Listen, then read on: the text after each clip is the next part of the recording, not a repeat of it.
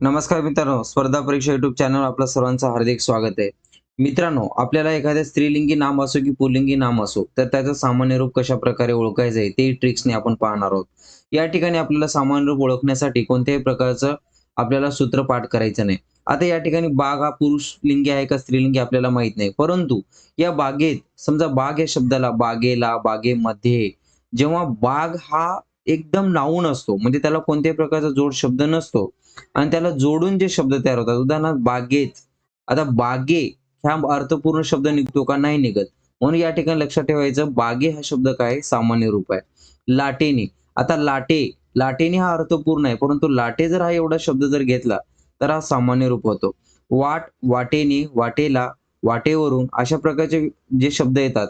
परंतु वाट या शब्दापासून जर वाटे पहिल्या 1 किंवा 2 अक्षरामध्ये आपल्याला समजून जातं, की या शब्दातील कोणता